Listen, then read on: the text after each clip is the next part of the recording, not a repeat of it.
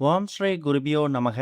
ஓம் ஸ்ரீ மகா பெரியவா சரணம். வரும் ஆகஸ்ட் 21ஆம் தேதி வெள்ளிக்கிழமை இந்த வருஷத்துக்கான வரலட்சுமி விரதம். இந்த ஒரே ஒரு காய் உங்க கையில இருந்தாலே போதும், கண்டிப்பா யோகம் வரும், பணம் செல்வம் சேரும். அது என்ன காய், அதை எப்படி பயன்படுத்தணும்னு பார்க்கறதுக்கு முன்னாடி நம்மளோட வீடியோஸை இப்போதான் நீங்க ஃபர்ஸ்ட் டைம் பார்க்குறீங்கன்னா மறக்காம சப்ஸ்கிரைப் பண்ணிக்கோங்க. தொடர்ந்து இது மாதிரி அப்டேட் தெரிஞ்சுக்கிறதுக்கு பக்கத்து நோட்டிஃபிகேஷன் பெல்லை கிளிக் பண்ணி ஆல் அப்படிங்கிறத செலக்ட் பண்ணிக்கோங்க.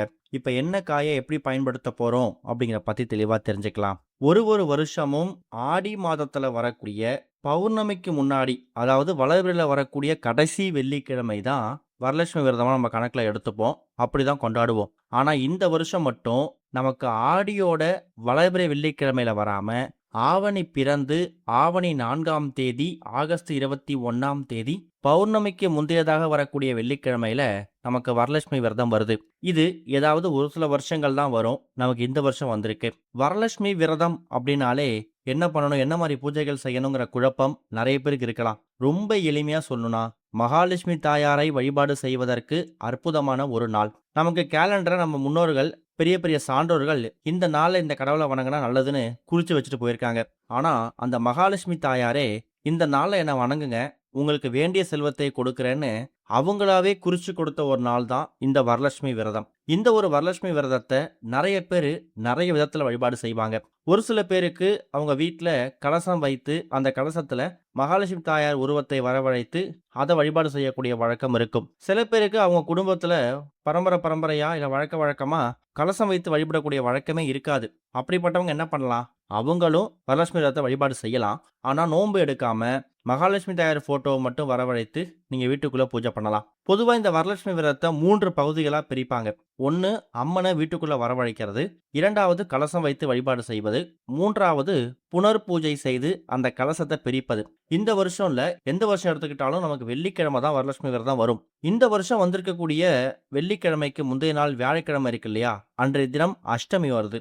நிறைய பேருக்கு அஷ்டமி அன்னைக்கு வீட்டுக்குள்ள அம்மனை அழைக்கிறதுக்கு விருப்பம் இல்லாம கூட இருக்கலாம். அப்படிப்பட்டவங்க என்ன பண்ணலாம்னா, வெள்ளிக்கிழமை காலையில 9:15 10:15 இந்த 1 மணி நேரம் கலசத்தை வைத்து வீட்டுக்குள்ள அம்மனை வரவழைத்து வழிபாடு செய்து சனிக்கிழமை ஒரு நாள் விட்டுட்டு ஞாயிற்றுக்கிழமை 3வது நாள் புனர்பூஜை செய்யலாம். அப்படி ஒருவேளை கலசம் வைத்து வழிபடக்கூடிய வழக்கம் இல்ல அப்படிங்கிறவங்க, மகாலட்சுமி தாயார் போட்டோ இருக்கு இல்லையா, அந்த மகாலட்சுமி தாயார் போட்டோ இல்ல திருவுருவ படத்தை உங்க வீட்டோட நிலைவாசல் எடுத்துட்டு போயிட்டு மகாலட்சுமியே வருக வருகன்னு எப்படி கலசம் வைத்து வழிபடக்கூடியவங்க அம்மனை வீட்டுக்குள்ள அழைப்பாங்களோ அதே மாதிரி மகாலட்சுமி தாயார் போட்டோவையும் வீட்டுக்குள்ள எடுத்துட்டு வந்து ஒரு சிறிய வாழை இலை வைத்து அதுல இந்த கலசத்துல போகக்கூடிய பொருட்களை எல்லாம் அந்த வாழை இலை மேலே வைத்து அந்த மகாலட்சுமி தாயார் போட்டோவை ஒரு மணப்பலகை மேல வைக்கணும். அதுக்கப்புறமா பூஜை செய்யறது விசேஷம். கலசத்துக்குள்ள நிறைய பொருட்கள் போடுவாங்க.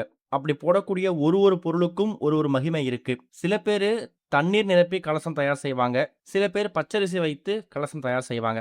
நீங்க என்ன மாதிரி பூஜைகள் செய்தாலும் 3வது நாள் அந்த கலசத்தை புனர்பூஜை செய்து கலைக்கணும். இதுதான் வரலட்சுமி விரதத்தையும் கலசம் வைத்து வழிபட்டாலும் வழிபடாமையும் வழிபடக்கூடிய எளிமையான முறைகள். இப்போ உங்களுக்கு வரலட்சுமி விரதத்தை எப்படி வழிபாடு செய்யணும், கலசம் வைக்கிறவங்க எப்படி பண்ணணும், கலசம் வைக்காதவங்க என்ன பண்ணணுங்கிற விஷயம் தெரிஞ்சிருக்கும். அதுக்கப்புறம் இப்போ நம்ம சொல்லக்கூடிய இந்த ஒரே ஒரு காய், இந்த ஒரு காய் உங்க கையில இருந்தாலே போதும், ஒரு மிகப்பெரிய யோகம் உங்களை தேடி வரும். வரலட்சுமி விரதம் அன்னைக்கு கலசம் வைத்து வழிபடக்கூடியவங்க அந்த கலசத்துல நிறைய பொருட்கள் போடுவாங்க. தண்ணீர் வைத்து நிரப்பினாலும் சரி, பச்சரிசி வைத்து நிரப்பினாலும் சரி, அதுல எலுமிச்சம்பழம், பச்சை கற்பூரம், ஏலக்காய், கிராம்பு, ஜாதிக்காய், கடைசியாக ஒரு பொருள் சேர்ப்பாங்க.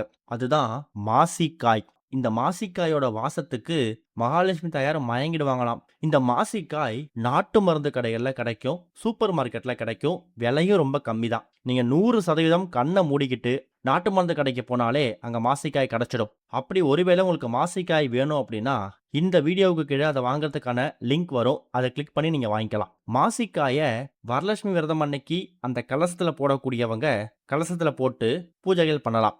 அது இல்லாம நாங்க கலசம் வைத்து வழிபடல, ஆனா இந்த மாசிக்காயை எப்படி பயன்படுத்தணும் அப்படின்னு கேட்டீங்கன்னா, சிறிய மணப்பலகை மீது மகாலட்சுமி தாயார் போட்டோ வச்சிருக்கீங்களே, அதுக்கு கீழே ஒரு வாழை இலை விரித்து அதில் பச்சரிசி, ஜாதிக்காய், தேங்காய், வெற்றிலை பாக்கு இதெல்லாம் வச்சுடுங்க.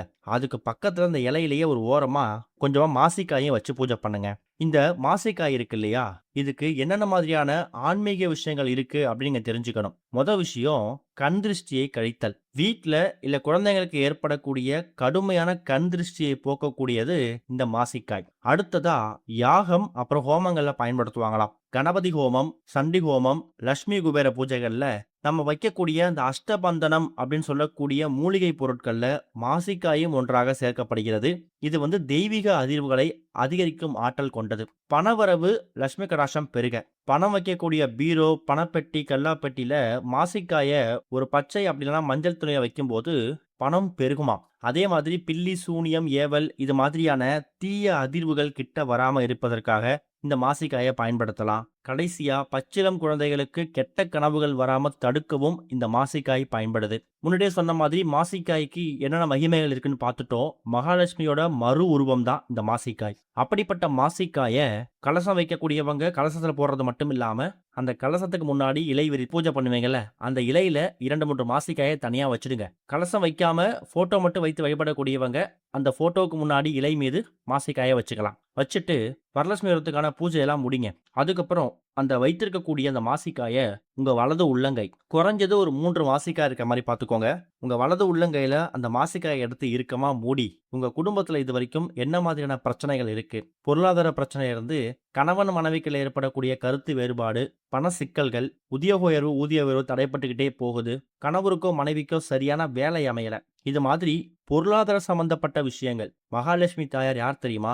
தனதானியத்துக்கு அதிபதி. பொன், பொருள், செல்வம், சாப்பாடு எந்த ஒரு பொருளா இருந்தாலும் சரி, நம்ம வீட்டுக்குள்ள ஏற்படக்கூடிய சகல ஐஸ்வர்யங்களையும் வாரி கொடுக்கக்கூடியவங்க மகாலட்சுமி தாயார் தான். அவங்களுக்கு உரிய இந்த வரலட்சுமி விரதம் அன்னைக்கு 3 எண்ணிக்கையில மாசிக்காய பூஜையில வச்சு பூஜை பண்ணி, அதுக்கப்புறம் உங்க உள்ளங்கையில அதை இறுக்கமா மூடி என்ன கேட்குறீங்களோ அந்த வரன் அப்படியே கிடைக்கும். வேண்டி முடிச்சதுக்கு பிறகு மறுபடியும் அந்த இலை மீது அந்த மாசிக்காயை வச்சுட்டு உங்க அன்றாட வேலை பார்க்கலாம். பூஜை அறையில விளக்குகள்லாம் எவ்வளவு நேரம் எரியுதோ அவ்வளோ நேரம் அந்த இலையில அந்த மாசிக்காய் அப்படியே இருக்கட்டும்.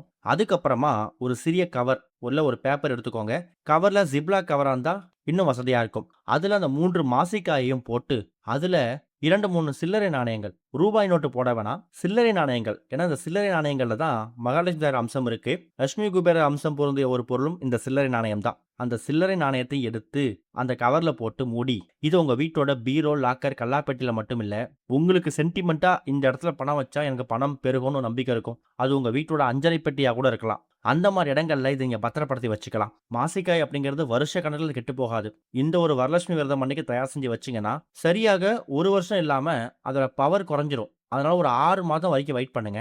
6 மாதத்துக்கு பிறகு ஏதாவது ஒரு வளர்பிறை வெள்ளிக்கிழமையில பழைய மாசிக்காயை தண்ணியில விட்டுட்டு அந்த சில்லறை நாணயங்கள் வச்சிருக்கீங்கல்ல, அந்த நாணயங்களோட மறுபடியும் 3 மாசிக்காயை எடுத்து மகாலட்சுமி தாயார் பாதத்துல வச்சு பூஜை பண்ணி திருப்பி அந்த கவர்ல போட்டு எடுத்து இடத்துல வச்சிடுங்க. இதோட ஆரம்பம் இந்த வருஷம் வந்திருக்கக்கூடிய வரலட்சுமி விரதமா இருக்கட்டும். வரலட்சுமி விரதம் அன்னைக்கு மகாலட்சுமி தாயாரை வழிபடுறது மட்டும் இல்லாம இந்த மாதிரி ஆன்மீக விஷயங்களை பண்ணும்போது நிச்சயம் அது இரட்டிப்பு பலனை கொடுக்கும். நம்பிக்கையோட பண்ணுங்க. ஓம் ஸ்ரீ குருபியோ நமக. ஓம் ஸ்ரீ மகா பெரியவா சரணம்.